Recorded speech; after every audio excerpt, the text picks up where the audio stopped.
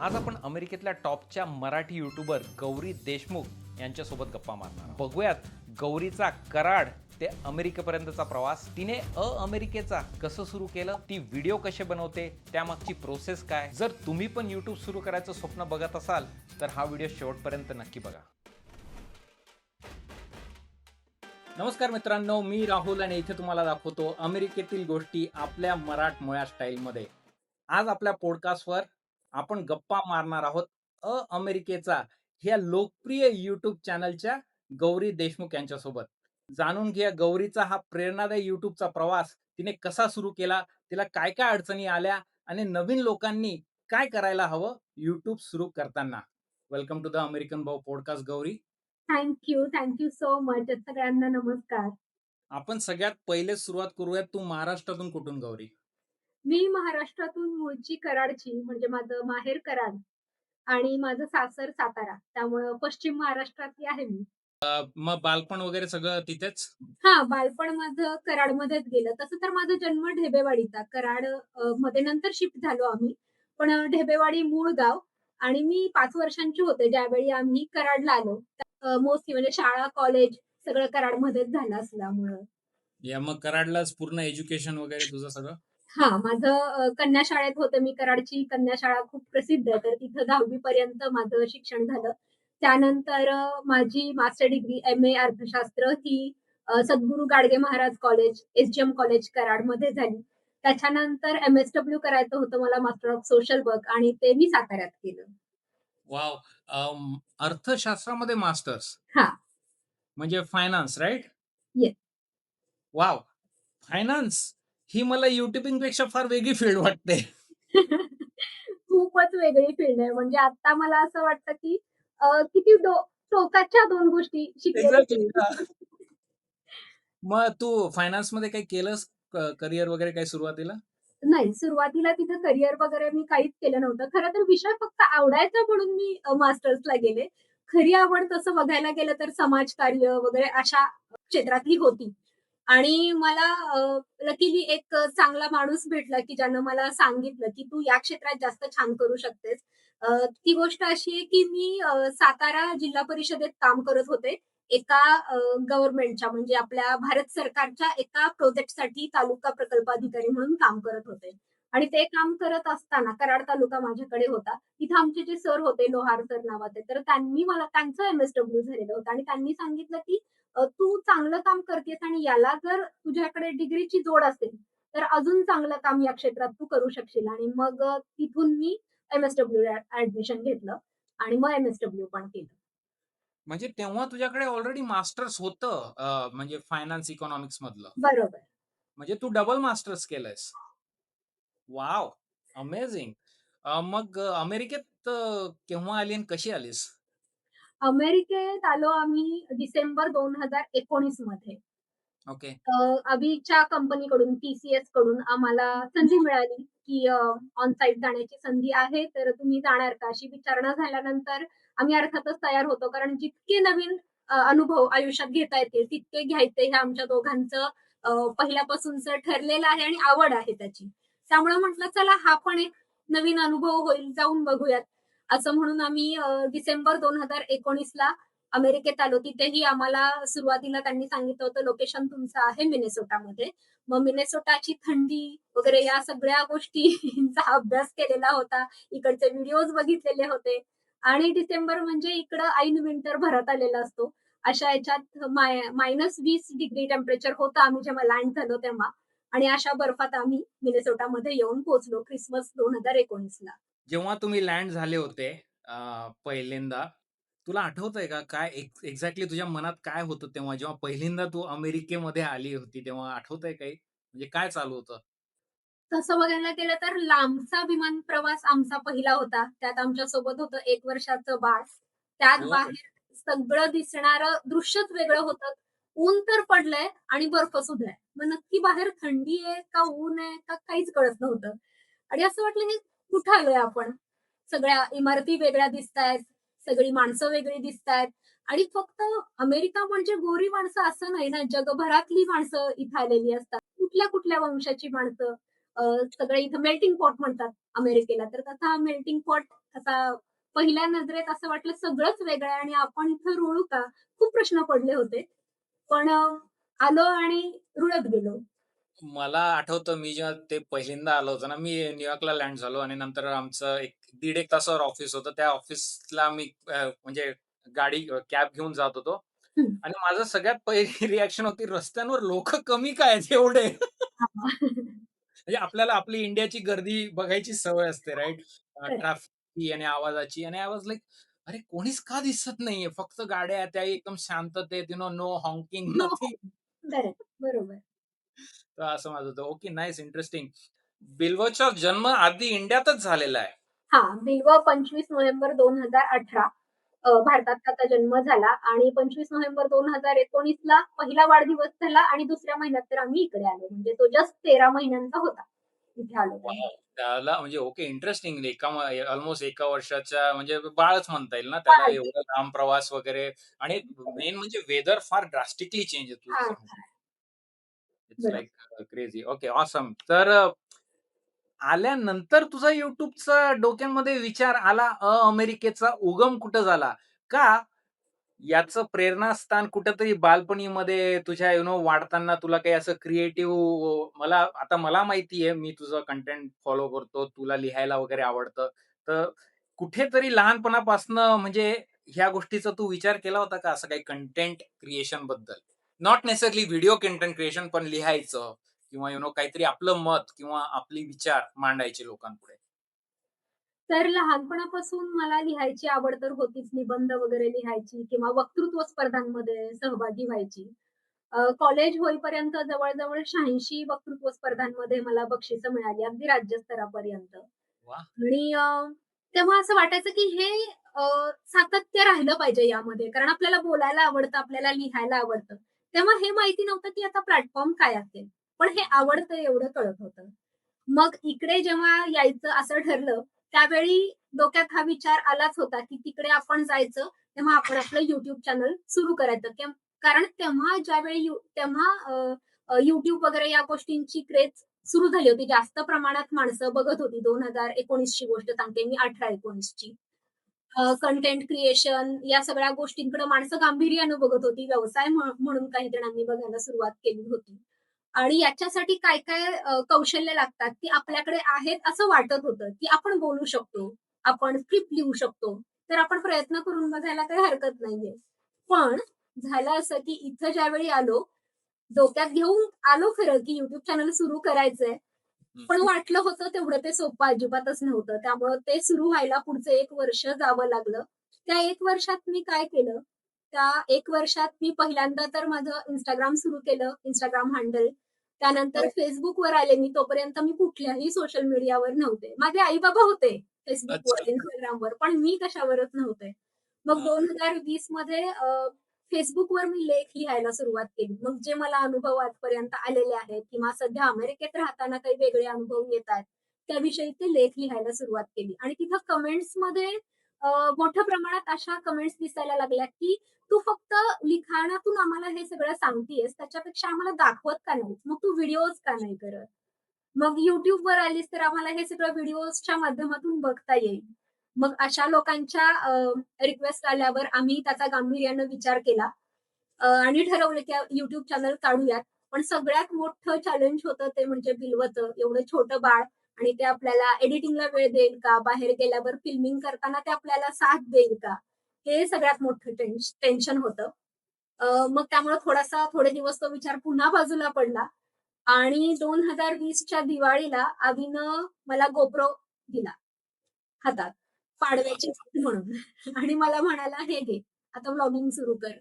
आणि मला असं झालं, की काहीच आता आपण ठरवलंय, डायरेक्ट कॅमेरा हातात आला आणि सुरुवात कुठून करायची. त्यावेळी पुढच्याच आठवड्यापासून विंटर सुरू झाला होता. बर्फ पडायला सुरुवात झालेली होती. तर म्हटलं चला स्नोफॉलचा आपण पहिला व्हिडिओ फिल्म करूयात आणि 1 जानेवारी 2021ला पहिला व्हिडिओ अपलोड केला आणि ती आपल्या चॅनलची सुरुवात होती. नाईस.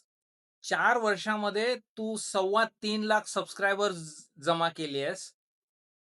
हे म्हणजे अफलातून काय म्हणतात त्याला प्रगती आहे. YouTubeच्या विश्वामध्ये असे फार कमी कमी लोकं असतात किंवा फार कमी चॅनल्स असतात, की ते एवढ्या फास्ट त्यांची ती ग्रोथ ट्रॅजेक्टरी असते आणि आय थिंक तुझं क्लासिकल जे तू म्हटली, की लहानपणापासून तुला लिखाणाची सवय आहे. तू लिहीत आली आहे, भरपूर वक्तृत्व स्पर्धा जिंकत आली आहेस.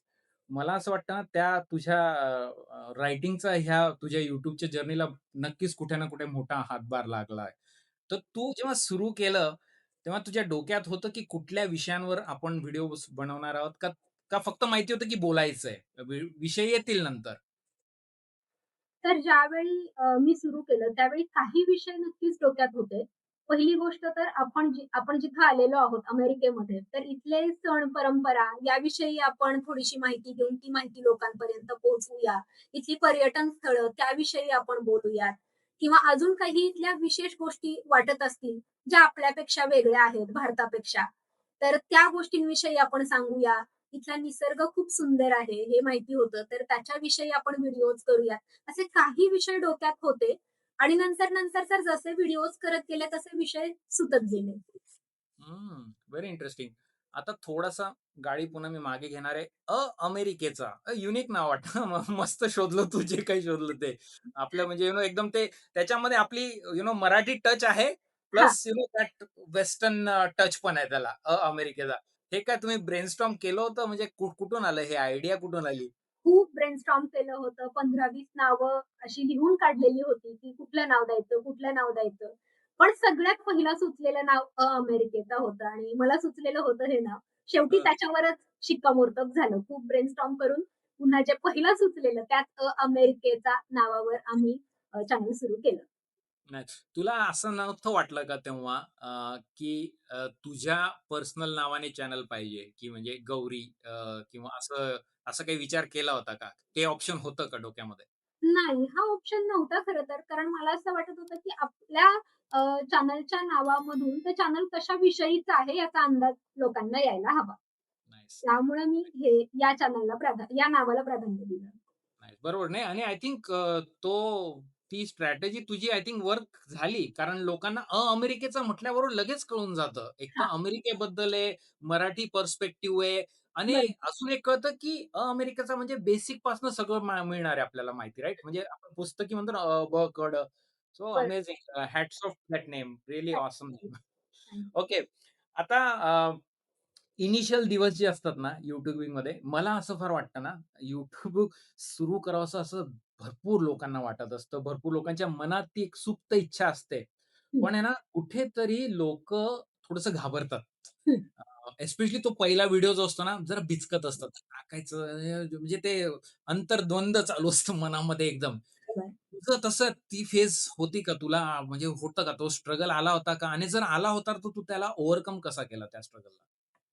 हा स्ट्रगल माझ्यासाठी सुद्धा नक्कीच होता. जरी बोलण्याचा आत्मविश्वास असला तरी सुद्धा एक माझा फक्त एक स्टेप लोकांपेक्षा थोडीशी वर होते ते म्हणजे बोलण्याचा आत्मविश्वास. त्यामुळं पण बाकीच्या ज्या गोष्टी असतात, की कंटेंट काय असायला पाहिजे किंवा आपण बोलताना कसे दिसू, असं माणसांशी बोलणं वेगळं आणि कॅमेऱ्यावर बोलणं वेगळं. मला कॅमेऱ्यावर बोलण्याची आधी कधीच सवय नव्हती. मला लोकांशी थेट बोलण्याची वक्तृत्व स्पर्धांच्या माध्यमातून सवय होती. त्यामुळे तो अपीअरन्स कसा वाटेल, काय याचे काहीच अंदाज नव्हते.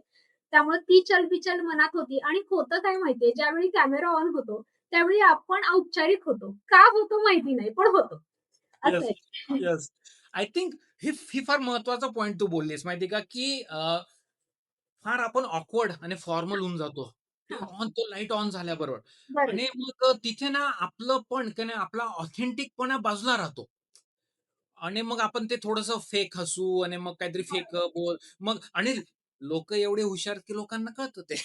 हां, ते कळतं, की हे कम्फर्टेबल नाहीये कॅमेरासोबत. त्यामुळं माझा तुम्ही पहिला व्हिडिओ बघाल ना, म्हणजे तो आज मी नाही बघू शकत. इतका म्हणजे त्यात ऑकवर्डनेस आहे आणि इतकं ते कृत्रिम वाटतं ना, म्हणजे मला असं वाटतं, बापरे! इतकी घाबरले होते मी. तर तसं झालं होतं. तो स्ट्रगल नक्कीच होता. पण काही व्हिडिओज झाल्यानंतर मात्र ती सहजता यायला लागली आणि मग अलीकडचे व्हिडिओज जर बघितले, तर असं वाटतं, की हां, बरं बोलतो आपण. पण आधीचे व्हिडिओज नाही. पण आता ह्या पॉइंटवरनं ना, की हा जो पहिला व्हिडिओ असतो, तिथे चलबिचल होणारच आहे आणि तुम्हाला थोडंफार मनात भीती वाटणारच आहे, हे नॅचरल आहे.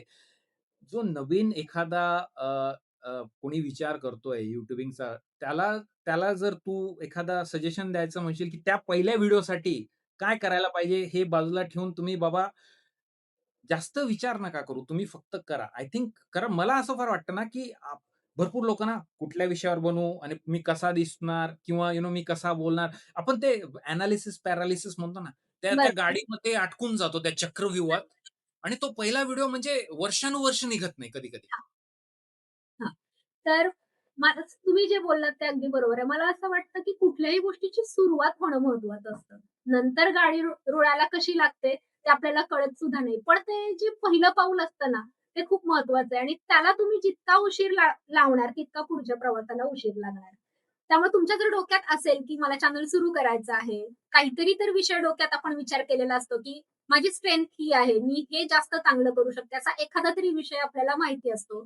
तर घ्यायचा कॅमेरा जो आपल्याकडे असेल तो कॅमेरा. मी म्हणते तुम्ही साधा कुठलाही Android तुमच्याकडे फोन असेल, कुठलाही फोन असेल, तर त्याच्यावर तुम्ही पहिला व्हिडिओ फिल्मिंग करा. नंतर हळू तुम्हाला अ, जसं चांगलं म्हणजे असं वाटत जाईल, की थोडीशी अजून इन्व्हेस्टमेंट आपण करू शकतो. तसे चांगले तुम्ही गॅजेट्स घेऊ शकता. मग तुम्ही माईक वगैरे या गोष्टी घेऊ शकता, स्टँड घेऊ शकता. ह्या सगळ्या नंतरच्या गोष्टी आहेत. पहिली गोष्ट ही आहे, की हातात कॅमेरा घेणं आणि कामाला लागणं. बस. या मग तो मित्रांनो तो पहिला व्हिडिओ टाका आणि मला तरी असं वाटतं टॉपिक जर माहिती नसेल ना, मी म्हणतो पहिला व्हिडिओ नुसतं इंट्रोडक्शन टाका. तुम्ही हां, कोण आहात सांगा. बरोबर. माझाही पहिला व्हिडिओ असाच आहे, की इंट्रोडक्शन आहे थोडंसं आणि मग अमेरिकेतली बर्फवृष्टी असं थंबनेलवर लिहिलेलं आहे. त्यामुळे बाहेर पडलेला, घराच्या बाहेर पडलेला स्नो आणि त्याची थोडीफार माहिती अशी मी त्या व्हिडिओत देण्याचा प्रयत्न केलेला. त्यामुळे हे मला तुमचं आवडलं, की पहिला व्हिडिओ इंट्रोडक्टरी असला, इंट्रोडक्शनचा असला तर बेस्ट. राइट. हं. तर तो एकदा ते म्हणजे ती एकदा एक पहिला तो व्हिडिओ पब्लिश झाला, ती गाडी रुळायला लागली, की मग थोडं सोपं होत जातो पुढचा प्रवास. आणि सुरुवातीला आपल्याला एडिटिंग विषयी काहीच माहिती नसतं. अगदी म्हणजे मी तर म्हणते सगळ्यात टेक्नॉलॉजी ढ कोण असेल तर ती मी आहे. मला अजूनही बऱ्याच गोष्टी कळत नाहीत. पण आपल्याला आजूबाजूला तुम्हाला उत्साह असेल ना, तुम्हाला मदत आपोआप मिळते. आजूबाजूला असतात तुमच्या मदतीसाठी तयार माणसं. माझ्या तर घरात माणसं आहेत. त्यामुळं अविनाश इतका तो टेक्निकल आणि त्या सगळ्या गोष्टीत प्रो असल्यामुळं पहिले 3 व्हिडिओ तर त्यानंच एडिट करून दिले. पहिले 3 व्हिडिओ त्यानं फिल्मिंग केले. अजूनही बऱ्याचदा तो फिल्मिंगसाठी मदत करतच असतो. पहिल्यांदा तुम्हाला तो उत्साह पाहिजे तर म्हणजे आवड असेल तर सवड, इच्छा तेथे मार्ग आपण म्हणतो ना, ते तसं आहे. ती इच्छा पाहिजे, आपोआप बरोबर. मार्ग दिसत जातात. तुझा काही फिक्स्ड असतो का शेड्यूल, की तू ह्या दिवशी ह्या वेळेलाच व्हिडिओ टाकते आठवड्याला असं नाही, काही असतं? माझं फिक्स असं काहीच नसतं. सुरुवातीला मी टाकायचे दर शुक्रवारी, पण माझ्या नंतर लक्षात आलं, की जेवढे जास्त तुम्ही व्हिडिओज अपलोड करणार, तेवढी जास्त एंगेजमेंट वाढत जाणार. कारण माणसांना आवडतं तुम्हाला बघायला, तुमचे व्हिडिओज बघायला आणि त्यांना वाटतं, की सारखे यावेत व्हिडिओज. त्यामुळं मग मी ते वीकली व्हिडिओ बंद केले आणि जसे माझ्या कन्व्हिनियंटनी आणि जितक्या लवकर करता येतील, तेवढे लवकर अपलोड करायचा प्रयत्न सुरू केला. तो पहिला व्हिडिओ गेल्यानंतर तुझ्याकडे लिस्ट तयार होती का, की आता पुढे एक 5 एक व्हिडिओ आता मी ह्या विषयावर बोलणार आहे, असं काही तू तयार करून ठेवलं होतं का? काही नाही. नाही, तर काहीच तयार नव्हतं. पण एक प्रेशर आलं होतं, की आता जे करायचंय सगळ्यात गोष्ट महत्त्वाची म्हणजे आपण टाईमपास म्हणून करायचं नाहीये चॅनल. जे करायचंय ते मनापासून करायचं. जरी ते आपण प्रोफेशन म्हणून करत नसू, छंद म्हणून करत असू, तरी सुद्धा त्यात एक प्रोफेशनलिझम पाहिजे. काही तत्त्व आपल्याकडून पाळली गेलीच पाहिजेत. या बाबतीत आम्ही दोघं सुद्धा खूप ठाम होतो. त्यामुळं पहिला व्हिडिओ गेल्यानंतर प्रेशर आलं, की आता पुढं काय? आणि ते आजपर्यंत आहे. प्रत्येक वेळी आता मगाशीच एक व्हिडिओ अपलोड करून झालाय. माझ्या डोक्यात विचार तेच सुरू आहेत, की आता पुढं काय? आणि फार छान पॉइंट सांगितलाय गौरी तू. मित्रांनो जेव्हा तुम्ही असा पब्लिक काहीतरी प्रोजेक्ट करता, तेव्हा कम्युनिटीची हळू-हळू तुमच्याकडनं एक्स्पेक्टेशन वाढायला लागतात. कारण त्यांना हे हवं असतं. आता गौरीचं ह्या आठवड्याचं कुठल्याही विषयावरचं मत काय? So they look forward to आणि ते प्रेशर ना प्रेशर असतं, पण ते एक चांगलं pressure it's a positive pressure जे तुम्हाला म्हणजे कंटेंट बनवण्यासाठी ऊर्जा देतं, बरोबर. एनर्जी देतं. आता आपण थोडंसं ना टेक्निकल विषयांकडे बोलूयात YouTubingला घेऊन. तू आधी थोडंसं बोललीस, की अक्षरशः सुरुवात करताना तुम्हाला fancy camera, fancy mic, lights, beats याचा बिलकुल म्हणजे बिलकुल गरज नाही. लिटरली जो आपल्या घरचा मोबाईल असेल त्याच्याने सुद्धा तुम्ही सुरू करू शकतो. याच्याबद्दल तू बोल. का का असं तुझं म्हणणं आहे? सगळ्यात महत्त्वाची गोष्ट ते म्हणजे अगदीच फालतू असे कॅमेरे आज राहिलेलेच नाहीयेत असं मला वाटतं. बऱ्यापैकी क्लॅरिटी असलेले कॅमेरे खरं तर सगळ्यांच्याच हातात असतात. त्यामुळे तुम्ही जो व्हिडिओ तयार करणार तो अगदीच फालतू होईल असं मला अजिबात वाटत नाही. आणि सगळ्यात महत्त्वाचं तुमचा कॅमेरा प्रेझेन्स, तुमचं बोलणं, तुम्ही ज्या ज्या गोष्टींविषयी सांगताय, जे दाखवताय, ते अस्सल असणं, ते जास्त चांगलं असणं महत्त्वाचं आहे तुमच्या कॅमेरा क्वालिटीपेक्षा. आणि हळू-हळू मगाशी मी म्हणाले तसं, की जसा आपला आत्मविश्वास वाढत जातो किंवा आपल्याला वाटतं, की आपल्याला हे पुढे आता सातत्य यात ठेवायचं आहे. तशा आपण गोष्टींमध्ये इन्व्हेस्ट करू शकतो. मी तसंच केलं. माझ्याकडे माईक आत्ता आलंय अलीकडे गेल्या वर्षी. तोपर्यंत माझ्याकडे तर माईक सुद्धा नव्हतं. आत्ता-आत्ता माझ्याकडे मॅक पहिल्यांदा घेतला होता मी 2ऱ्या-3ऱ्या वर्षी मला वाटतंय. पण iPhone सुद्धा मी नंतर घेतला. पहिल्यांदा GoPro होता माझ्याकडे. त्याच्यानंतर iPhone घेतला. हळू-हळू म्हणजे गॅजेट्सची बॅग आपली तयार होत जाते. बरोबर आहे. तू जेव्हा म्हणजे सुरू केला तेव्हा तू फक्त मोबाईल, तुझ्याकडे ट्रायपॉड पण नव्हता, राइट? नव्हता सुरुवातीला ट्रायपॉड सुद्धा नव्हता. बघा मित्रांनो, म्हणजे महत्त्वाचा पॉइंट आहे. तुम्हाला लिटरली काहीही इन्व्हेस्ट करायची गरज नाही. म्हणजे तू काहीच इन्व्हेस्ट केलं नाही. म्हणजे पैसा टाकून तू काही चॅनल सुरू नाही केलं. जे आहे त्याच्यात तुम्ही सुरू करू शकता. बरोबर. आता ऑब्व्हियसली स्टार्ट होते आपले एक नॉर्मल कॅमेरा रेकॉर्ड करतो, अपलोड करतो आणि आता तुझा जो ऑब्व्हियसली तुझे आताचे व्हिडिओ म्हणजे एडिटिंग असणार आणि इफेक्ट्स असणार, झूम इन आणि साउंड इफेक्ट आणि ऑब्व्हियसली तो पूर्ण प्रॉस आहे. लोकांचं कसं असतं माहिती का? लोकं ना आत्ता जे स्पेशली तुझा कंटेंट बघत असतील, लोकं ते बघतात आणि त्यांना वाटतं, की ओह! हे ऑलरेडी भारी आहे. मग ते तिथं बिचकून जातात. पण हां, लोकांना हे माहीत नाही, की अरे हे 3 वर्ष तू करत आली. तू सुरुवात बरं. कुठून तरी बेसिकनेच केली. बरोबर. इव्हन मी राइट? याच्या बाबतीत पण सांगेन, की लोकांना वाटतं एडिटिंगसाठी मग वेगळे सॉफ्टवेअर घ्यायला लागतील, पेड ॲप्लिकेशन्स घ्यावे लागतील, ॲप्स वगैरे. तर तसं तर अजिबातच नाही. आपल्याकडे कितीतरी फ्री ॲप्स आहेत, ज्याच्यावर आजही मोठे-मोठे यूट्यूबर्स एडिटिंग करतात. मी जे घेतलेलं आहे सॉफ्टवेअर ते Filmora 11 नावाचं आहे. ते पहिल्यापासूनच लाईफटाईम सबस्क्रिप्शन घेतलेलं आहे. पण मला हे सांगायचंय, की असे सबस्क्रिप्शन न घेता सुद्धा तुम्ही साध्या अ, कुठलाही खर्च नसणाऱ्या ॲपवरून सुद्धा एडिटिंग करू शकतात. तुम्ही म्हणालात तसं, की अक्षरशः झिरो इन्व्हेस्टमेंट असा हा प्रकार आहे. तुम्हाला कसलीही मोठी इन्व्हेस्टमेंट त्यासाठी नाही करावी लागत सुरुवातीला तरी. सुरुवातीला सगळ्यात महत्वाचं आहे तुमचा कंटेंट आणि तुम्ही काय बोलणार आहेत ते. हं, हं. बाकी काही मग टेक्निकल गोष्टी नंतर हळू-हळू फिक्स होतील. नाईस. तुझ्या YouTube चॅनल्सची मला एक गोष्ट फार छान, फार वाटते आणि ती म्हणजे कम्युनिटी. तू कम्युनिटी फार छान डेव्हलप केलीस, फार छान बिल्ड केलीस. म्हणजे तुझे कमेंट्स तशा म्हणजे काय म्हणतात कधी-कधी हेवा वाटतो ना, लाइक अरे किती कमेंट्स गौरीचा म्हणजे कम्युनिटी स्ट्राँग पॉइंट आहे. कारण लिटरली मी वाचतो तुझ्या कमेंट्स म्हणजे लोकं फार आतुरतेने वाट बघत असतात. लगेच फीडबॅक देतात आणि पहिल्या दिवशी सुरू होऊन जातं. सो बरं. हे तू पहिल्यापासून तुझा फोकस होता का अराउंड तुझा आता masters in social work right? तुझं ते सोशल बाजू एक आय थिंक त्या कम्युनिटी बिल्डअप मधनं कुठेतरी दिसते मला. हं, हं, हं. अ, खरं सांगायचं तर सुरुवातीला हे असं काहीच माहिती नव्हतं. अपेक्षा तर अजिबातच नव्हती, की आपण व्हिडिओ अपलोड तर करतोय, पण 100 व्ह्यूज आले तरी बास किंवा मला असं वाटायचं, की माझं कितीचं टार्गेट होतं, की माझे ना जास्तीत जास्त 10,000 सबस्क्रायबर तरी व्हायला पाहिजेत. हे माझं एम होतं सुरुवातीला. जेव्हा पहिला व्हिडिओ अपलोड केला त्यावेळीच 700 सबस्क्रायबर झाले पहिल्याच व्हिडिओमध्ये आणि फर्स्ट व्हिडिओ फर्स्ट व्हिडिओ आणि फर्स्ट आणि व्हिडिओ किती व्ह्यूज आले होते त्याला? तर त्याला व्ह्यूज 1000च्या पुढे गेले होते, पहिल्याच व्हिडिओला.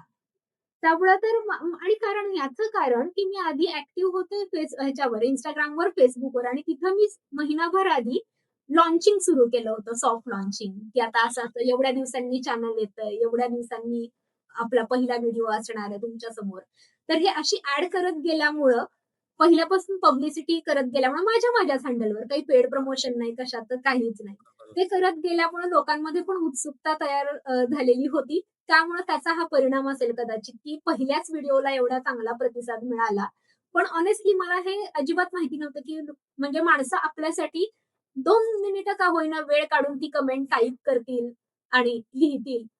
पहिल्यापासून मला त्या गोष्टीचा इतका आनंद आहे आणि त्या सगळ्यांची मी इतकी कृतज्ञ आहे. कारण ते आहेत म्हणून चॅनल आहेत. ते आपले व्ह्यूज आपले व्ह्यूअर्स आहेत, प्रेक्षक आहेत आणि ते इतक्या भरभरून कमेंट्स करतात. त्याच्यामुळे आपला रीच सुद्धा वाढतो आणि कळतं की माणसं आपल्यावर प्रेम करतायत, आपण त्यांना आवडतोय. त्यामुळं प्रेक्षकांना आणि या सबस्क्रायबर्सना धन्यवाद द्यावे तितके कमी आहेत खरं तर. तर जेव्हा तू म्हणते तसं जेव्हा कोणीतरी आपला व्ह्यूअर, आपला प्रेक्षक येऊन आणि एकदम आपुलकीने कमेंट करतोय, काहीतरी फीडबॅक देतोय, तेव्हा ती जी फिलिंग असते ना, बरं, मजा येते, फार मजा येते. बरं. मित्रांनो, तुम्हाला पण जर YouTube शिकायचं असेल, तर तुम्ही आमच्या प्रायव्हेट ऑनलाईन स्कूल कम्युनिटीला नक्की भेट द्या. इथे आम्ही YouTube कसं सुरू करायचं, व्हिडिओ कसे बनवायचे, एडिटिंग कसं करायचं, ह्या वेगवेगळ्या गोष्टी एकमेकांकडून मराठीमध्ये शिकतो. प्रत्येक आठवड्याला आमचा तासेकभर कॉल असतो, ज्यात प्रत्येक क्रिएटर आपले प्रश्न किंवा मत मांडतो. तुम्हाला तुमच्या YouTube किंवा कंटेंट क्रिएशनच्या प्रवासात जर सोबतीला आपली मराठमोळी मंडळी हवी असेल, तर नक्की भेट द्या जगातल्या सगळ्यात पहिल्या मराठी स्कूल क्रिएटर कम्युनिटीला. आणि आता बघूयात गौरीसोबतच्या उरलेल्या गप्पा. Facebookवर, Instagramवर तुझं थोडंसं ऑडियन्स होतं म्हटलीस, YouTube लॉन्च करायच्या अगोदर.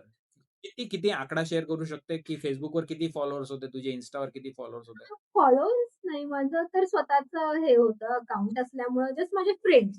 तर हो, दीड ते म्हणजे फ्रेंड्स आणि फॅमिलीमधलंच असं काही पब्लिकली असं मोठं नव्हतं ते. नाही 1,500 च्या आसपास फ्रेंड्स असतील आणि इकडे एक 500-600 फॉलोअर्स असतील Instagramवर. म्हणजे मेजर असा मोठा आकडा नव्हता मग. अजिबातच नाही. त्याच्यानंतर जेव्हा चॅनलचं हँडल मी Instagramवर काढलं, त्यानंतर आता आपले आहेत 55,000 फॉलोअर्स आहेत Instagramवर. ओके. तर मग ते अमेरिकेचं हँडल नव्हतं जेव्हा तू ते पब्लिश करत होती. ते तुझं पर्सनल हँडल होतं चॅनलच्या गौरीचं. हँडलवरून मी पब्लिश करत होते. ओह! इंटरेस्टिंग. चॅनल आधी आलं आणि मग चॅनलचं हँडल आलं. भरपूर वेळेस ना कंटेंट क्रिएशनमध्ये आता मी काही क्लासेस वगैरे घेतो किंवा बाकीच्या मोठ्या क्रिएटर्सला ऐकतो ना, तर त्यांचं असं नेहमी म्हणणं असतं, की तुम्हाला जर कंटेंट क्रिएशन सोशल मीडियामध्ये तुमचं जर प्रवेश करायचा आहे, तुमचे विचार मांडायचे, तर त्यांचं दे अल्वेज से की एक प्लॅटफॉर्म निवडा शक्यतो आणि त्याच्यावर फोकस करा. म्हणजे go deep in that platform. पहिले त्याच्यावर भरपूर मोठा तुमचा ऑडियन्स बिल्ड करा, एक सबस्टॅन्शियल ऑडियन्स आणि नंतर मग तुम्ही दुसऱ्या प्लॅटफॉर्मवर हळू-हळू ब्रँच आउट करा.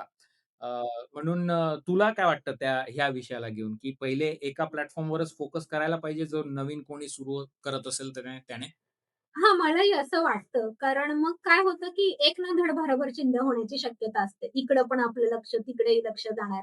मग तसा मी YouTubeच बिल्ड करण्याचा प्रयत्न केला आणि हे जे Facebook आणि आपलं Instagram आहे, याच्यावर मी लिंक शेअर करत असते, फोटोग्राफ शेअर करत असते. या गोष्टींसाठी हे 2 हँडल्स ठेवलेले आहेत. पण मेन फोकस हा YouTubeवरच आहे. का? का YouTubeवर? म्हणजे तू तू हवं असलं असतं तर तुझे विचार Facebookवरही टाकू शकली असती किंवा Instagramवरही करू शकली असतेस. तू YouTube का डिसाईड केलंस तू पर्सनली? कारण मला पहिल्यापासून म्हणजे अविनाश आणि माझाही एक असा विचार होता, की आपण व्हिडिओज जे करायचे तर ते माहितीपूर्ण असले पाहिजेत. आपण डेली ब्लॉगिंग करायचं नाही. कारण सगळ्यांचं जगभरातल्या जवळ-जवळ बायकांचं थोड्याफार फरकानं हीच रुटीन असतं, की उठणं, स्वयंपाक, पाणी, मुलं शाळेला जाणार. हां, यात दाखवण्यासारखं काही नाही, यातून दुसऱ्यांनी शिकण्यासारखं तर त्याहून काही नाही. त्यामुळे आपण जो कंटेंट देऊ लोकांना, तर तो माहितीपूर्ण असला पाहिजे.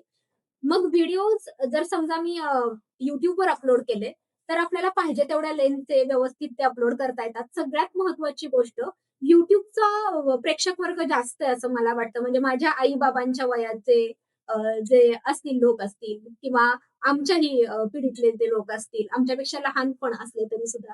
तर ते प्रेक्षक वर्ग YouTubeचा जास्त असल्यामुळं मला असं वाटलं, की YouTubeवर आपण पहिल्यांदा म्हणजे फोकस करावं आणि त्याच्यानंतर मग त्या व्हिडिओजची ॲड करण्यासाठी म्हणून मग हे 2 Facebook आणि Instagram वापरावं. मग अजून एक गोष्ट मला असं वाटतं ना, की ते तू म्हटलीस तसं YouTubeवर लांब व्हिडिओज टाकू शकतो आपण आणि ऑडियन्स सोबत, व्ह्यूअर्स सोबत ट्रस्ट बिल्ड करण्यासाठी आय थिंक YouTubeच बेस्ट प्लॅटफॉर्म आहे. Instaवर खरं, तो ट्रस्ट नाही बिल्ड होणार. खरं. राइट? तू जेव्हा गौरीचे विचार मांडते, तुझं तुझं लाईफ दाखवते किंवा अवी असतो भरपूर वेळेस फोटोमध्ये, बिल्व असतो व्हिडिओमध्ये. सो ते ट्रस्टला टाईम लागतो आणि तो टाईम YouTube प्लॅटफॉर्मच देऊ शकतो. तुझ्या त्या शॉर्ट्स आणि रील्समध्ये तो ट्रस्ट बिल्ड नाही होत. बरोबर. आणि याचा अनुभव पण आम्हाला असा झाला, की आता भारत भेटीमध्ये ज्यावेळी आम्ही सबस्क्रायबर्स मीट घेतली, तर त्यावेळी पुण्यासारख्या ठिकाणी 400 जण आम्हाला भेटायला आले.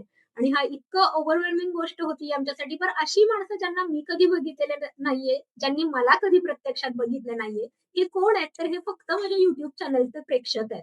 बस हा एक धागा आमच्या दोघांमधला आणि इतकी माणसं एका वेळी आपल्याला भेटायला येतात, ही खूप म्हणजे भारावून टाकणारी गोष्ट होती. त्यामुळे तुम्ही म्हणालात तसं, की ट्रस्ट बिल्डिंगसाठीचं चांगलं माध्यम आहे हे. आणि अजून एक गोष्ट भारी गोष्ट मला YouTubeची वाटते. भरपूर लोकं ही गोष्ट विसरतात, की YouTube हे जगातलं नंबर 2चं सर्च इंजिन आहे मित्रांनो. भरपूर लोकं YouTubeवर जाऊन सर्च करतात. आता गौरी बनवते व्हिडिओ अमेरिकेबद्दल.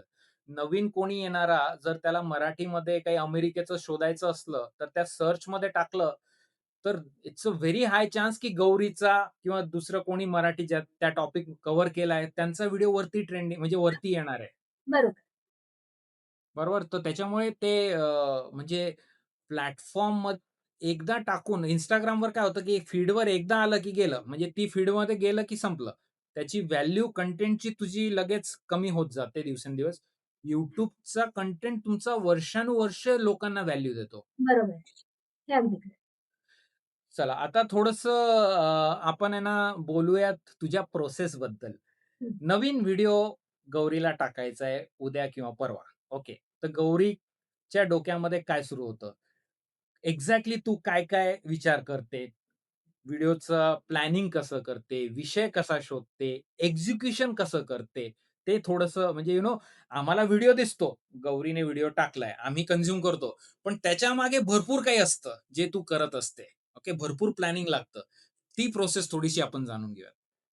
प्रोसेस तुम्ही म्हणालात तशी खूप डीप असते मी तर म्हणेन. मी पेन आणि वहीच घेऊन बसलेले असते. अजूनही मला खरं सांगायचं तर मी नोट्स वगैरे ॲप्स जरी ह्याच्यात असले मोबाईलमध्ये, तरी मला ते पेन आणि वही घेऊन बसल्याशिवाय ती प्रोसेस पूर्ण झाल्यासारखी वाटत नाही. सुरुवात तर अशी होते, की कुठल्या विषयाचा व्हिडिओ करायचा आहे. तर सध्या न्यूजमध्ये एखादा विषय असेल समजा, कुठल्याही ट्रम्प्सच्या नवीन कुठल्या विषयीचं काही हॉट टॉपिक असेल, समजा त्याविषयी कुठला व्हिडिओ करायचा असेल, तर त्याविषयी पहिली गोष्ट तर भरपूर वाचायला लागतं आणि तेही ऑथेंटिक सोर्स असले पाहिजेत. आपण जे वाचतोय ते किंवा जे न्यूज चॅनल्स बघून त्याची माहिती घेतोय ते.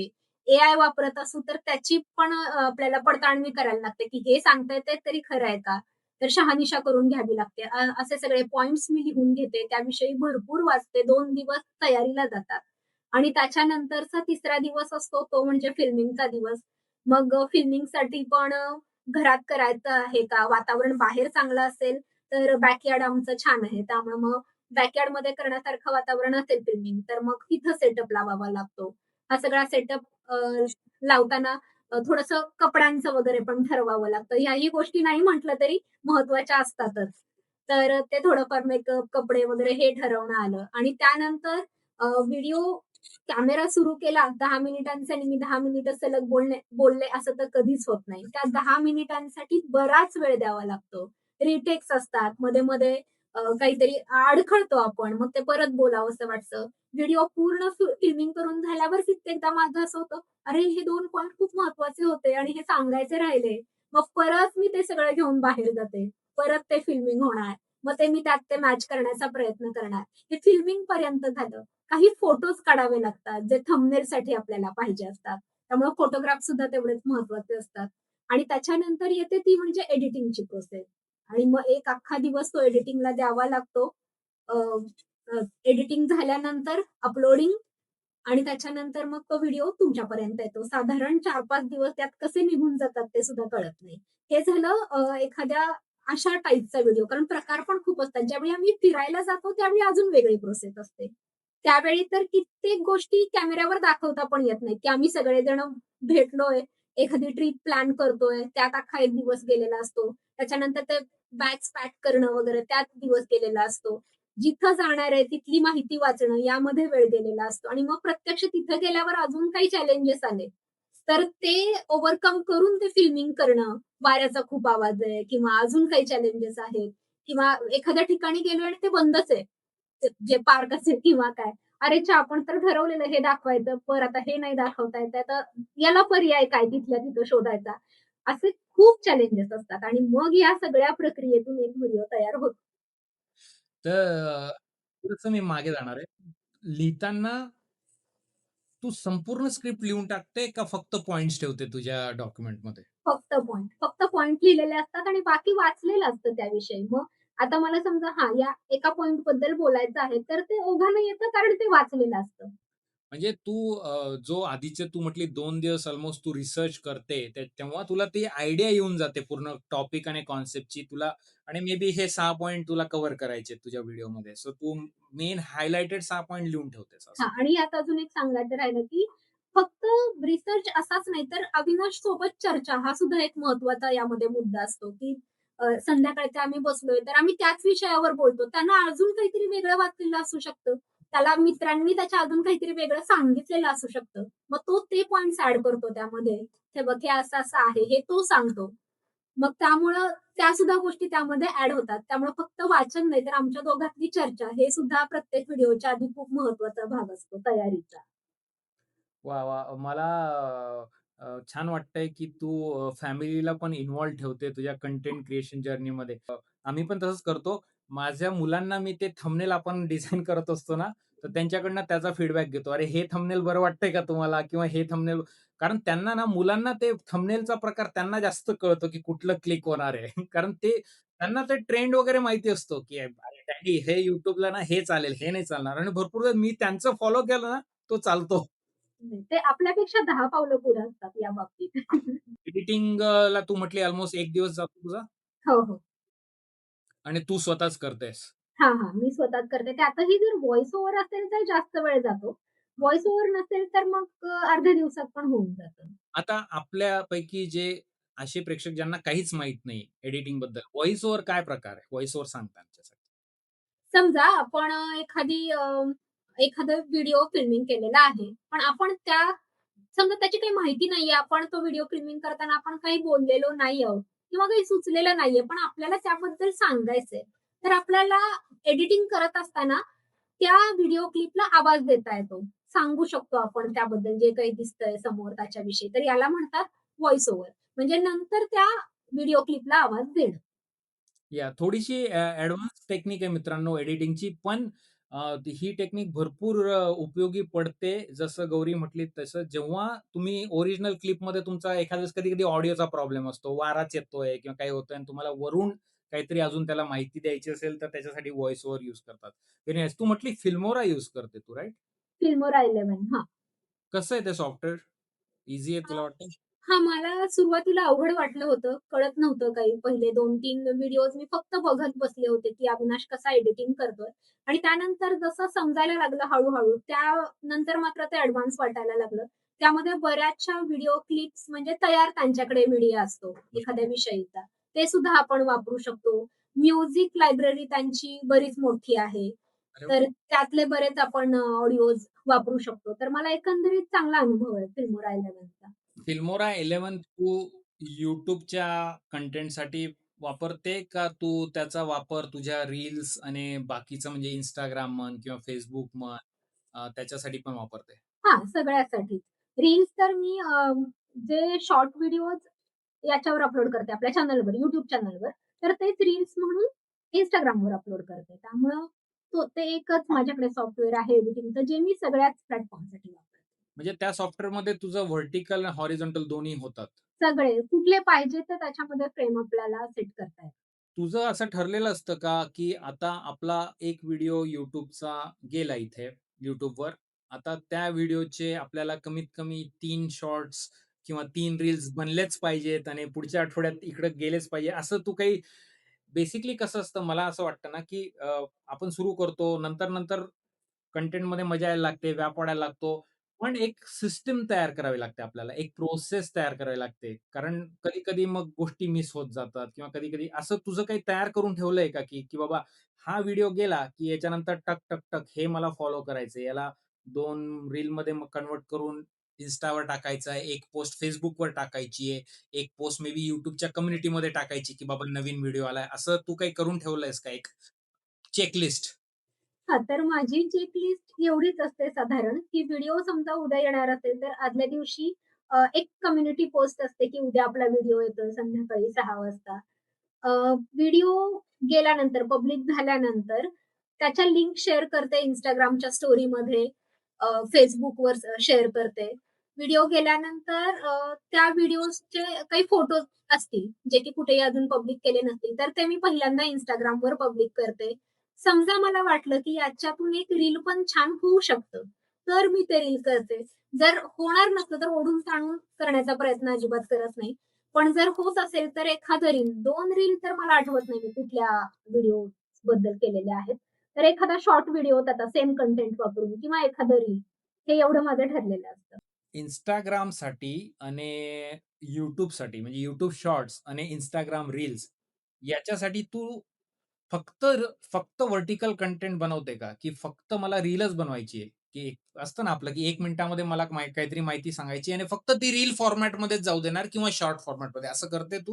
हो, हो. ज्यावेळी डोक्यात असतं, की हे आपल्याला अं, ह्याच्यावर YouTubeवर नाही करायचं आहे. फक्त आपल्याला याचा रील किंवा शॉर्ट व्हिडिओ करायचा आहे. त्यावेळी त्या सगळे जे व्हिडिओज असतात, तर ते व्हर्टिकल फॉर्मॅटमध्येच फिल्मिंग केलेले असतात. पण ज्यावेळी डोक्यात असतं, की हा आपला लाँग व्हिडिओ होणार आहे 50, 40, 60 क्लिप्स असतात. तर त्यावेळी सगळ्या त्या आपण आडव्या, सोप्या भाषेत धरून केलेल्या असतात.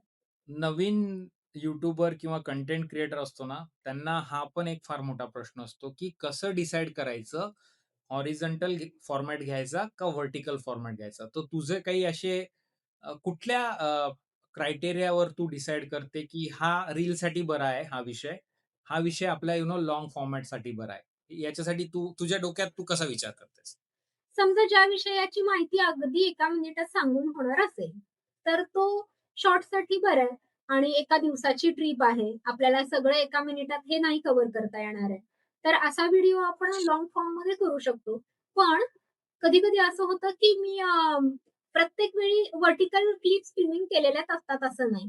तर हॉरिझॉन्टल क्लिप्स केलेल्या असतात. मग त्यातल्या मी क्रॉप करून त्याचा शॉर्ट पण व्हिडिओ तयार करते. त्याचे रील्ससुद्धा तयार करते. त्यामुळे नॉट नेसेसरी की जर तुमच्याकडे समजा नाहीये व्हर्टिकल फॉर्मॅटमध्ये, तर त्याचं तुम्ही रील करूच शकत नाही असं होत नाही. ते क्रॉप करून तुम्हाला रील करताही येतं. बरोबर. फार छान पॉइंट आहे मित्रांनो. कंटेंट रिपर्पजिंग जसं-जसं तुमचा व्याप वाढत जातो, तसं-तसं करावंच लागतं तुम्हाला. बरोबर. त्याचा जास्तीत जास्त वापर त्या कंटेंटचा करून आपल्याला लोकांपर्यंत पोहोचवावं लागतं. मला असं वाटतं ना, प्रत्येक प्लॅटफॉर्मचा जो ऑडियन्स आहे, त्याचं कंटेंट कन्झ्युम करायची पद्धत वेगळी आहे, राइट? रीलचा ऑडियन्स वेगळा आहे, LinkedInचा तुमचा थोडा वेगळा आहे, YouTubeचा वेगळा आहे. तर त्याच्यामुळे आपण त्यांचा विचार करून जर तो कंटेंट त्या फॉर्मॅटमध्ये सर्व्ह केला, तर आपल्याला तो फायदाच होईल ना. बरोबर आहे आणि आजकाल तुम्ही बघत असाल तर ट्रेंड येतच आहे शॉर्ट व्हिडिओ वगैरे स्क्रोल करणं.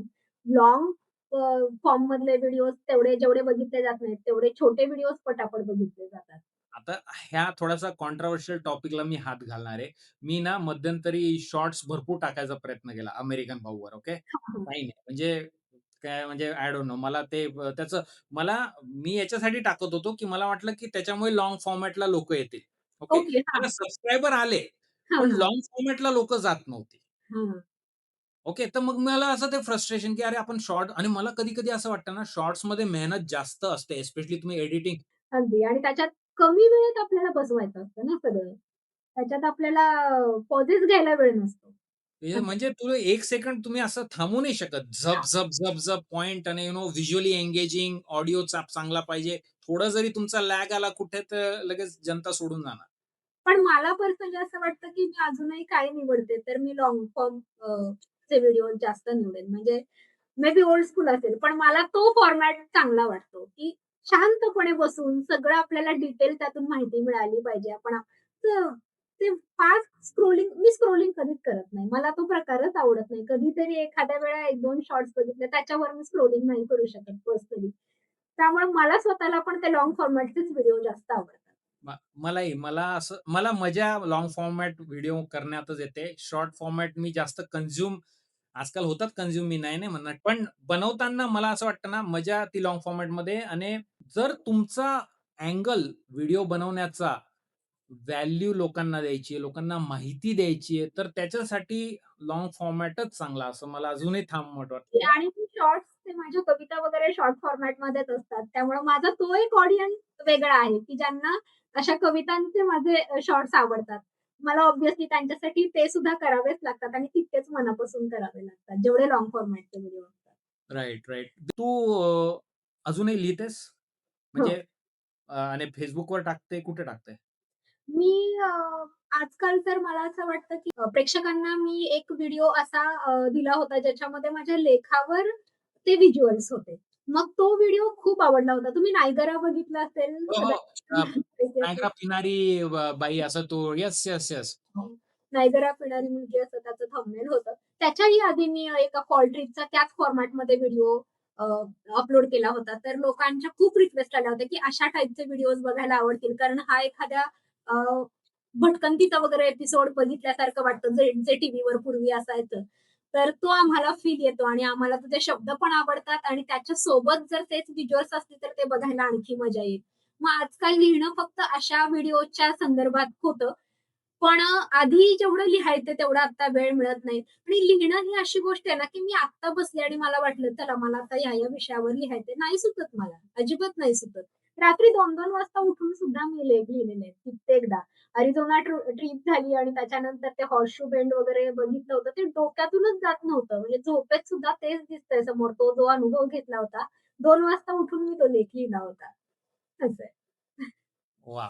तुझं लिखाण म्हणजे एवढं प्रेम आहे लिखाणावर, याचा असा मी एक अंदाज बांधतोय, की तू वाचनही तेवढंच तुझं स्ट्राँग असेल. आहे का तसं? होतं म्हणावं लागतंय दुर्दैवानं. मला खूप आवडायचं वाचायला सुद्धा अगदी लहानपणापासून. एखादा आवडीचा लेखक किंवा पुस्तक?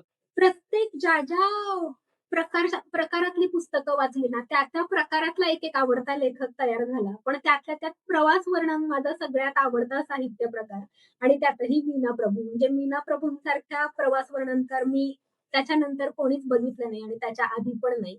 त्यांनी जेवढी प्रवास वर्णनाची पुस्तकं लिहिली आहेत, तेवढी लिटरली झपाटल्यासारखी वाचली आहेत आणि त्याची पारायणं केली आहेत. इजिप्तायन माझ्या हातात पडलेलं पहिलं पुस्तक त्यांचं. आणि ते पुस्तक वाचत असताना असं वाटायचं, की मी त्यांच्या बोटाला धरून ते सगळं फिरतीये. इतकं जिवंत वर्णन आणि इतके जिवंत ते शब्द. अक्षरशः असं वाटायचं हां, आता मृत समुद्रावर त्या गेल्यात. त्यांनी तिथला चिखल अंगाला लावलाय आणि ते इतकी जिवंत वर्णनं ती सगळी आपण प्रत्यक्ष डोळ्यांनी बघतोय, अशी त्यांची लेखनाची शैली. त्यामुळं मीना प्रभू तेव्हापासून अर्थातच प्रवास वर्णनातल्या आवडत्या लेखिका झाल्या. आणि त्यांची सगळी पुस्तकं वाचली. खरं तर मला वाटतं तिथंच कुठेतरी डोक्यात लहानपणी आलं असावं, की आपण सुद्धा यांच्यासारखं लिहायला शिकलं पाहिजे किंवा आपण सुद्धा असं जग फिरलं पाहिजे. मग ती पर्यटनाची सुद्धा आणि लिहिण्याची सुद्धा आवड मला असं वाटतं, की तिथून सुरू झाली.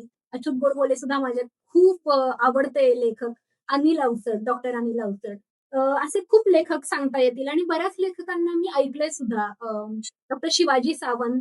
तर अशा अनेक लेखकांना वाचल्यामुळं आणि ऐकल्यामुळं ती गोडी निर्माण झाली आणि छान वाटतं मला, की कुठेतरी ती गोष्ट रुजली आणि त्याच्यामुळे हे YouTube चॅनल त्याचं फलित आहे असं कायम वाटत राहतं. आणि मगासच्या तुमच्या मुद्द्यामध्ये अजून एक ॲड करायचं आहे मला. तसं बघायला गेलं तर पूर्वी इतका स्ट्रगल आता वाचनासाठी नाहीये. म्हणजे तुम्ही मोबाईलवर कितीतरी ॲप्स किंवा आपल्या लॅपटॉपवर वाचू शकता. पण का काय माहिती तो फील येत नाही. जो पुस्तक हातात घेऊन वाचण्याचा त्या छापलेल्या अक्षरांवर जो विश्वास असतो ना आणि ते नातं तयार होतं ना, ते मला असं वाटतं डिजिटल कुठल्या गोष्टींमध्ये नाही होत. का होत नाही माहिती नाही. नाही, या बरोबर आहे. ते ते नवीन पुस्तकाचा स्मेल आणि ते चेंज करायचं ते एक आपलं फील बोटांना आणि आपण मस्त कुठेतरी तू म्हटलंय चहा पीत हां, बसलोय, चालू आहे आपलं. ती वेगळीच मजा आहे. वेगळीच मजा आहे. आता याच्यामध्ये एक आधी आपण कम्युनिटीबद्दल थोडंसं बोललो, पण एक प्रश्न माझा हा राहून गेला, की ऑनलाईन कम्युनिटीमध्ये भरपूर पॉझिटिव्हज असतात, पण एक ऑनलाईन स्वरूप असल्यामुळे ना काही-काही निगेटिव्ह एलिमेंट्स पण असतात. ट्रोल्स आले, तुमचे निगेटिव्ह कमेंट करणारे असतात. बऱ्यापैकी मोठा चॅलेंज असतो त्या कंटेंट क्रिएशन जर्नीमधला आणि भरपूर लोकं अडकून जातात तिथं. भरपूर लोकं बिचकून जातात, घाबरून जातात. गौरी ह्या कंटेंट क्रिएटरला पण हे चॅलेंजेस आले असणार. तर याला तू कसं सामोरं गेलीस? सगळ्यात महत्त्वाची गोष्ट ते म्हणजे तुम्हाला अशा प्रकारचे चॅलेंजेस किंवा निगेटिव्ह कमेंट तेव्हाच येतात, जेव्हा तुम्ही फेमस होता. तुम्ही खूप छोट्या पातळीवर जेव्हा असता, त्यावेळी फक्त तुमचे घरचे, काही थोडीफार मित्रमंडळी आणि काही थोडेफार नातेवाईक यांच्यापुरतेच तुम्ही मर्यादित असता. त्यावेळी ते तुम्हाला छान-छानच म्हणणार, की छान चाललंय, हे मस्त आहे, ते मस्त आहे. पण या वर्तुळाच्या पलीकडे जेव्हा तुम्ही पोहोचता, त्यावेळी 17 जणांची 17 मतं तिथे येतात आणि ते येणं स्वाभाविक आहे. हा विचार आधीपासूनच केलेला होता, की आपलं वर्तुळ विस्तारलं जाणार, तसं सगळ्या प्रकारची माणसं त्या वर्तुळात असणार.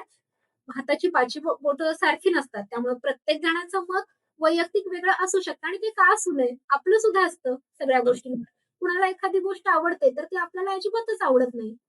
तर ज्यावेळी मला निगेटिव्ह कमेंट्स येतात, पहिली गोष्ट तर आपली सगळी कम्युनिटी ही एकदम ऑर्गॅनिक कम्युनिटी आहे आणि त्याच्यामध्ये ना खूप प्रमाण इतकं कमी आहे म्हणजे मी तर म्हणेन की 0.1% निगेटिव्ह कमेंट्स असतील. फार मला पॉझिटिव्ह कमेंट्स पहिल्यापासून येत आलेले आहेत. पण हे जे 0.1% जी माणसं आहेत, त्या पण कमेंट्स कित्येकदा तर पॉझिटिव्ह घेतलेल्या आहेत. कधी-कधी खूपच समजा राग आलेला असला, अगदी अश्लील वगैरे असं काही असलं, तर मग मी रिमूव्ह सुद्धा करून टाकते. कारण कशाला ठेवायच्या ना एवढ्या जर शिव्या असतील किंवा अशा काही गोष्टी असतील तर. आणि काही ठिकाणी मला असं वाटतं, की यांना आपण उत्तर दिलं पाहिजे. तर त्या ठिकाणी मी उत्तर सुद्धा दिलेलं आहे. बऱ्याचदा खरं मी या ज्या निगेटिव्ह कमेंट्स आहेत, त्या पॉझिटिव्ह वेनं सुद्धा घेतलेल्या आहेत. कुणी दुरुस्त्या सुचवलेल्या असतील, तर मला उलट छान वाटतं, की आपण आपल्यामध्ये सुधारणा होतात त्याच्यामुळं. बरोबर. तर यांची काही काळजी करायची गरज नाही नवीन क्रिएटर्सनी असं मला वाटतं. एक साधी गोष्ट लक्षात ठेवायची. समजा एखाद्यानं आपल्याला ₹10 दिले आणि आपण ते घेतलेच नाही, तर ते ₹10 त्यांच्याकडेच राहतील ना. तसे त्यांचे शब्द आपण त्यांच्याकडेच राहू द्यायचे. जे आपल्याला हवंय ते आपण घ्यायचं. जे आपल्याला नकोय ते आपण तिथल्या तिथं सोडून द्यायचं. एवढी साधी गोष्ट. Very nice. कमेंट निगेटिव्ह तुम्हाला येणारच आहेत मित्रांनो. ह्या तयारीनेच तुम्ही पब्लिक तुमचं कंटेंट क्रिएशनचा प्रवास सुरू करा. आता आपण त्या पुढच्या टॉपिकवर जाऊयात. जर अशा मला ना 3 गोष्टी सांग. नवीन एखादा कोणी आपलं महाराष्ट्रातलं कोणीतरी बसलेलं आहे आपलं प्रेक्षक. भरपूर YouTube करावसं वाटतंय, पण हिम्मत होत नाहीये. कुठेतरी अडकलेले आहेत. तर त्यांना ॲक्शनेबल स्टेप्स अशा तू काय सांगशील? पहिली स्टेप तर मी अशी रिकमेंड करेल, वही पेन घ्या हातात. कशाविषयी व्हिडिओ करायचा आहे, तुमच्या शब्दात. ते कुणी दुसरं वाचणार नाहीये तुमच्याशिवाय. तर त्याचे काही मुद्दे लिहा. समजा तुम्ही म्हणालात तसं, की आपल्याला स्वतःची ओळख करून द्यायचा व्हिडिओ करायचा आहे. तर त्याच्यामध्ये तुम्ही जे पॉइंट तुम्हाला सांगायचं आहे, जसं की नाव, शिक्षण, कुठल्या गावात आहे आपण, YouTube चॅनल का सुरू करत आहोत आणि भविष्यात या YouTube चॅनलवर कोणते-कोणते व्हिडिओज असणार आहेत. बस हे 4-5 पॉइंट लिहिले, समोर ठेवले. त्याच्याविषयी एकदा बोलायची प्रॅक्टिस करा. कॅमेरा ऑन करा. रेकॉर्ड करा. जर वाटलंच याच्यात अजून असं-असं पाहिजेत, या सुधारणा पाहिजेत, परत एकदा ट्राय करा. आणि तुमचं अकाउंट जर असेल किंवा जर काढायचं असेल, तर अकाउंट काढू शकता वेगळं कुठलं YouTube अकाउंट काढायचं असेल तर. त्याच्यावर तो व्हिडिओ अपलोड करा. त्याच्या लिंक्स पाठवा. तुम्ही WhatsApp वगैरे वापरत असाल, तर त्या स्टेटसमध्ये लिंक ठेवू शकता. इतर सोशल मीडियावर स्टोरीजमध्ये त्याच्या लिंक शेअर करू शकता. तुमचे कुठले ग्रुप्स असतील त्यांना शेअर करू शकता. सुरुवात सोपी आहे. खरंच सोपी आहे विचार केला तर. वाह! तू तुझ्या चॅनलची बॅनर आर्ट, लोगो तो अमेरिकेचा लोगो आहे तुझा लिहिलेला. हे सगळं आधीपासून बनवलं का ते सगळं हळू-हळू इव्हॉल्व होत गेलं आणि हळू-हळू तू अपडेट करत गेली, त्याला अपग्रेड करत गेली, अजून फॅन्सी त्याला टच देत गेली? हे सगळं आधीपासून तयार केलं. ज्यावेळी चॅनल सुरू करायचं ठरलं, नाव फायनल झालं, त्यावेळी नावाचा एक लोगो असला पाहिजे हे डोक्यात फिक्स होतं. कलाकार आमच्या घरातलाच आहे माझा सख्खा भाऊ अरे जो वाह! हे सगळं करतो. तर त्यानं तो चित्रकार आहे. त्यामुळे त्यानं लगेचच अमेरिकेचं नाव ऐकल्या-ऐकल्या लगेच त्याच्या डोक्यात तो लोगो आला. आणि स्वातंत्र्य देवतेचा पुतळा. तर त्यानं तो मला पाठवला. दुसरा तयार सुद्धा नाही केला. एकच त्यांनी पाठवला आणि तोच आमच्या सगळ्यांना आवडला. त्यामुळे तो फायनल झाला. एक जिथं आपल्या नावाच्या पाट्या वगैरे पडतात, असा एक सुरुवातीचा व्हिडिओ जो अविनाशनी तयार केलेला होता. त्याच्यानंतर मला वाटतंय चॅनलला 2 वर्ष झाल्यानंतर असं वाटलं, की ही क्लिप चेंज करावी. तर त्याच्यानंतर मग कपिल म्हणजे माझ्या भावाने एक नवीन क्लिप आम्हाला तयार करून दिली अमेरिकेचा असं टायटल असणारी. तो काय म्हणतात ते ब्रँड ब्रँड सिम्बॉल झालाय तो अमेरिकेचा. Very nice. आता तू आजकाल थंबनेल जेव्हा तू बनवते तुझ्या व्हिडिओसाठी, त्याच्यावर किती परिश्रम टाकते थंबनेलवर? थंबनेल आणि टायटलवर? खूप प्रामाणिकपणे सांगायचं तर मला अजिबात त्यात फार छान थंबनेल करता येत नाही. आजही करता येत नाही आणि हे मला माहिती आहे. पण जसं मला जितकं माझ्या परीनं जमेल तसं करण्याचा प्रयत्न करते. InShotमध्ये करते. InShot एक ॲप आहे तुम्हाला माहितीच असेल. तर त्याच्यामध्ये करते. अ, जे व्हिडिओमध्ये सांगितलेलं आहे, जो हाय पॉइंट आहे व्हिडिओमधला तो शक्यतो थंबनेलवर असावा असा माझा प्रयत्न असतो आणि त्याच्याच संदर्भातलं एखादं त्याचं शीर्षक असावं. आणि शीर्षकात सुद्धा मग हॅशटॅग्स वगैरे ठेवण्याचा प्रयत्न करते, जेणेकरून त्याचा रीच वाढेल. आता थोडंसं ना आपल्या प्रेक्षकांसाठी तू हे सांगशील का, की थंबनेल आणि टायटल का महत्वाचं आहे YouTubeमध्ये एवढं? YouTubeच्या विश्वामध्ये विशेषतः? तर YouTubeची स्क्रीन आपण ज्यावेळी विंडो ओपन करतो, उघडतो, त्यावेळी आपण कुठल्या व्हिडिओवर क्लिक करतो, पहिल्यांदा आपल्याला काय दिसतं? तर पहिल्यांदा ते थंबनेल दिसतं, त्याच्या खालचं टायटल दिसतं आणि ते जर आपल्याला वाटलं, की हां, हे काहीतरी इंटरेस्टिंग दिसतं, तर आपण त्याच्यावर क्लिक करू आणि तो व्हिडिओ आपण बघू. तर ते तुमचं फर्स्ट इम्प्रेशन असतं. व्हिडिओ भले कितीही छान असेल तुमचा, पण ते थंबनेलच जर इम्प्रेसिव्ह नसेल, इंटरेस्टिंग नसेल, तर माणसं त्याच्यावर क्लिक करणार नाहीत. तुमचा व्हिडिओ ओपन होणार नाही. तर म्हणून शीर्षक आणि थंबनेल हे खूप महत्वाचं. ते इंग्लिशमध्ये एक म्हण आहे मित्रांनो, की डोंट जज a book by it's cover. पण हां, YouTubeचं एक्झॅक्टली उलटं आहे. उलट आहे. तुमचं थंबनेल थंबनेल आणि टायटल फार, फार, फार महत्वाचं असतं. बरोबर. तू YouTube एनालिटिक्स वगैरे बघते का? YouTube स्टुडिओमध्ये जाऊन, की तुझा व्हिडिओ कालचा व्हिडिओ 1 ऑन 10 आपल्याला दाखवतं ना ते टॉप मागच्या 10 मध्ये कुठल्या नंबरवर तुझा व्हिडिओ आहे. त्याचा तू अभ्यास वगैरे करते? फार अभ्यासाचा नाही, पण कुतूहल म्हणून बघते, की हां, चला दुसऱ्या नंबरला आहे. मग पहिल्या नंबरला हा होता का? मग याचे आणि याचे व्ह्यूज किती कमी आहेत याच्यापेक्षा? असं थोडेफार कॅल्क्युलेशन. फार मी त्याच्यात डीपमध्ये जात नाही, कारण मी मगाशी सुरुवातीलाच तुम्हाला सांगितलं तसं. एक छंद आहे माझा हा. अगदी प्रोफेशन म्हणून मी तर करत नाही. त्यामुळं जेवढं छंदापुरतं वाटतं मला, तेवढं जाऊन बघते. मला अजून सुद्धा म्हणजे कधी-कधी फ्लॉप गेला आणि ते 10 आउट ऑफ 10 ऑफ 10 दिसतं ना, म्हणजे मला ते मनात कुठेतरी असं अरे यार गेला फ्लॉप वाईट वाईट वाटतं. तसं तुला होतं का? येतं का? खूप वाईट वाटतं आणि मी अभिला म्हणते सुद्धा, "शी यार, एवढे मी कष्ट घेते या व्हिडिओसाठी." म्हणजे कधी-कधी तर लेख लिहिलेला असतो, इतका 2-3 दिवस परिश्रम घेतलेले असतात आणि त्या लेखावर परत तो व्हॉईस ओव्हर करायचा सगळा. त्याच्या क्लिप शोधायच्या व्हिडिओ मॅचिंग होतील अशा. खूप मेहनत घेतलेली असते आणि जेव्हा तो 10 आउट ऑफ 10 तो आकडा दिसतो ना, खूप डोकं हलतं. असं वाटतं, का आपण एवढी मेहनत घेतली याच्यासाठी? आणि एखादा व्हिडिओ इतका नकळत म्हणजे आपण सहज केलेला असतो आणि तो अगदी अ, अ, एक नंबरवर सुद्धा जातो. असंही होतं बऱ्याचदा. तुला सांगू का गौरी, आजकाल मी लिटरली म्हणजे आधी माझं सबस्क्रायबर्स, व्ह्यूज त्याच्यावर म्हणजे जरा जास्त फोकस असायचा आणि जरा आम्ही थोडंसं फारच पण आजकाल आम्ही ठरवलंय optimising for fun. You should have fun. म्हणजे बरोबर. तुम्हाला मजा आली ना, मग अगदी, लोकांना पण मजा येईल आणि बाकीच्या गोष्टी होतील. आता अगदी. तुम्ही प्रत्येक video 1 out of 10, 1 out of 10 शक्यच नाही ना. असं म्हणजे आयुष्यात पण शक्य नाहीये. म्हणजे त्याच्यामुळे आपण ते आपल्याकडनं ती अपेक्षा करणं मला चुकीचं वाटतं. बरोबर आणि कुणीतरी कधीतरी नेहमी वरचढ असणारच, की म्हणजे ह्या गोष्टींचा आपल्या व्हिडिओजवर परिणाम किंवा पुढच्या कंटेंट क्रिएशनवर परिणाम होऊ द्यायचा नसेल, तर ते जास्त एनालिटिक्स न बघणं चांगलं असं मला वाटतं. त्यामुळे मी हो. फार त्या खोलात शिरत नाही, की कदाचित माणसांना विश्वास नाही बसणार यावर, पण मी इथले चॅनल्स कुठलेही फॉलो करत नाही. त्याचं सगळ्यात महत्त्वाचं कारण नकळत आपल्यावर ना त्याचा इन्फ्लुअन्स होऊ शकतो. की येस. हां, या विषयावर केलंय का? मग आपण पण प्रयत्न करूया का? किंवा अच्छा हे असं बोललंय का? मग आपण पण आपल्या ह्याच्यात असं घे तो इन्फ्लुअन्स मला नाही होऊ द्यायचा होता पहिल्यापासून. त्यामुळं तुम्ही ज्यावेळी मला विचारलत पॉडकास्टसाठी त्याच्यानंतर मी व्हिडिओज बघायला सुरुवात केली आणि आता मी चॅनल सबस्क्राईब केलंय. पण तोपर्यंत खरंच नव्हतं. ते पण हा प्रामाणिक हेतू होता म्हणून.